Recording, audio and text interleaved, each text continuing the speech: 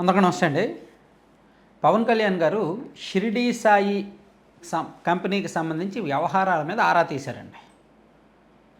అధికారులను పిలిపించి వివరాలు అడిగారంట. షిరిడీ సాయి వాళ్ళకి గత ప్రభుత్వం వైఎస్ఆర్ కాంగ్రెస్ పార్టీ ప్రభుత్వం ఏమేమి భూములు ఇచ్చింది వివరాలు ఇవ్వండి అని. బాగానే ఉంది. షిరిడీ సాయి గురించి చెప్పమంటే గొక్క తిప్పుకోకుండా 10వ తరగతి పిల్లాడు కూడా చెప్తాడు.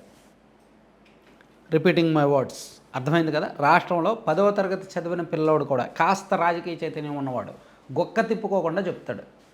షిరిడీ సాయి అనే కంపెనీ పుట్టుపూర్వత్రాలు వాళ్ళకి 2019 నుంచి 2024 వరకు వాళ్ళకి దోచిపెట్టిన డబ్బులు. ఎందుకంటే టీడీపీ వాళ్ళు, టీడీపీ మీడియా అంతగా ప్రమోట్ చేశారు, అంతగా ప్రచారం చేశారు, ఆ స్కామ్స్ని అంతగా ప్రమోట్ చేశారు.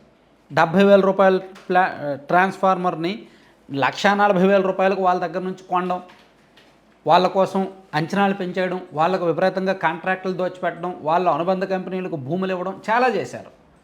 షిరిడీ సాయి అనే కంపెనీ 2019 నాటికి ఒక చిన్న పిల్ల కాలువ, 2024 నాటికి మహాసముద్రం. ఈ దేశంలోనే పెద్ద పెద్ద కంపెనీల్లో 1,000 కోట్ల టర్నోవర్ కంపెనీల్లో అది కూడా ఒకటైపోయింది. దాంతో అన్ని పార్టీలకు అది అవసరమైంది, అన్ని పార్టీలకు డబ్బులు ఇచ్చింది. కాబట్టి కూటమి ప్రభుత్వం అధికారంలోకి వచ్చినప్పటికీ షిరిడీ సాయిని ఏమీ చెయ్యలేరు కూడా. వాళ్ళ దగ్గర డబ్బులు తీసుకున్న తర్వాత ఇంకేం చేస్తారు? డబ్బులు తీసుకోకపోతే వాళ్ళ మీద కేసులు పెట్టవచ్చు, వేధించవచ్చు, వాళ్ళ మీద ఎంక్వైరీ వేయచ్చు, వాళ్ళ తిన్నది కక్కించవచ్చు, ఏదేం చేయొచ్చు. వాళ్ళ దగ్గర డబ్బులు తీసుకున్నారుగా టీడీపీ వాళ్ళు. 40 కోట్ల రూపాయలు తీసుకున్నారు 2024 జనవరి 11వ తేదీ ఎలక్టోరల్ బాండ్స్ రూపంలో. ఇంకేం చేస్తారు వాళ్ళని? అన్అఫీషియల్గా ఇంకెంతో తీసుకున్నారు. అఫీషియల్గానే 40 కోట్లు, అన్అఫీషియల్గా చాలా ఉంది, అది వేరే లెక్క. కాబట్టి వాళ్ళతో కాంప్రమైజ్ అయిపోయారు. మరి పవన్ కళ్యాణ్ గారేమో షిరిడీ సాయి భూముల లెక్కలు ఇవ్వండి అని చెప్పి ఆరా తీశారు. మీరు పక్కన క్లిప్పింగ్ కూడా చూడొచ్చు. ఇక్కడ నా డౌట్ ఏంటంటే, పవన్ కళ్యాణ్ గారు గతంలో కూడా 2024 జూన్ 12వ తేదీని మంత్రిగా ప్రమాణ స్వీకారం చేశారు. 2024 జూన్ 25, 26 తేదీల్లో తన అధికారులను పిలిపించుకొని గ్రీన్కో సంస్థకు ఎక్కడెక్కడ భూములు ఇచ్చారు, వాళ్ళ అటవీ భూముల ఆక్రమణ పరిస్థితి ఏంటి, పర్యావరణ నిబంధనల ఉల్లంఘన ఏంటి, నాకు రిపోర్ట్ ఇవ్వండి అని చెప్పి కర్నూలు డిఎఫ్ఓ శ్యామల, నంద్యాల డిఎఫ్ఓ శివశంకర్ రెడ్డి, పాణ్యం అటవీ శాఖ అధికారి సుబ్బారాయుడు తదితరులు వివరాలు అడిగి ఆయనకు వివరాలు ఇవ్వగా ఆయన పట్టుకున్నారు. అందరూ ఏమనుకుంటారు, పవన్ కళ్యాణ్ గారు వీరుడు, సూర్యుడు, హీరో, ఆయన నిజాయితీపరుడు, కాబట్టి ఖచ్చితంగా ఇంకా ఈ గ్రీన్కో అనే జగన్మోహన్ రెడ్డి గారి బినామీ కంపెనీ, జగన్మోహన్ రెడ్డి గారు దోచిపెట్టాడు ఆ కంపెనీకి, కాబట్టి ఇంకా గ్రీన్కో తప్పులన్నీ బయట పెట్టేస్తాడు ఈయన అని అందరూ అనుకుంటారు.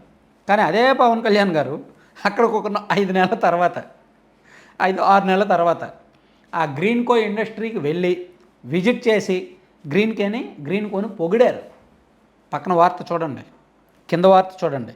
పవన్ కళ్యాణ్ ఆరా వివరాలు ఇచ్చిన అటవీశాఖ అధికారులు. పైన వార్త చూడండి. రాష్ట్రంలో గ్రీన్కో పెట్టుబడి 50,000 కోట్లు. ప్రాజెక్టుల పరిశీలన అనంతరం పవన్ కళ్యాణ్ వెల్లడి.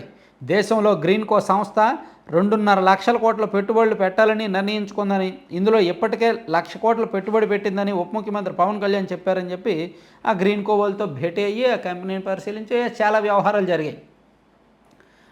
అంటే ఇక్కడ కొంతమంది నాణ్యానికి 2 కోణాలు చూస్తారు. నాణ్యానికి ఒకటో కోణం వాళ్ళేమో భూముల గురించి అడిగారు, అంతా బాగుంది కాబట్టి వెళ్ళి పరిశీలించారు, తప్పేముంది దానిలో అని కొంతమంది అనుకుంటారు.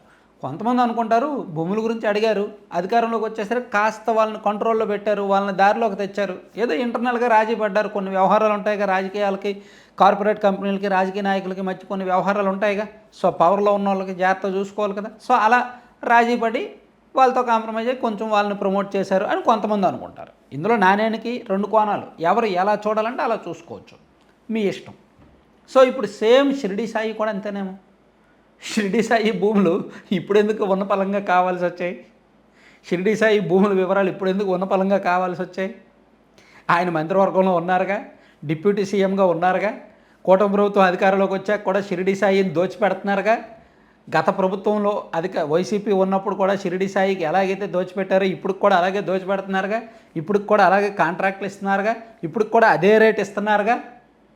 మరి దీని మీద పవన్ కళ్యాణ్ గారు నేరుగా అడిగేయచ్చుగా, ఏమండి ఏంటి గత ప్రభుత్వం ఉన్నప్పుడు మీరే కదా రాయించారు, మీ పట్టాభి గారే కదా మీడియా ముందు మాట్లాడారు, మీ సోమిరెడ్డి గారే కదా వారానికి ఒకసారి మీడియాతో మాట్లాడారు, అని అడిగేసి మరి ఇప్పుడు ఏంటి వీళ్ళ మీద మరి ఎంక్వైరీ వేయట్లేదు, మనం ఎంక్వైరీ వేయాలి కదా అని పవన్ కళ్యాణ్ గారు అడగొచ్చు, ఆ రైట్ ఉంది, కానీ అడగరే.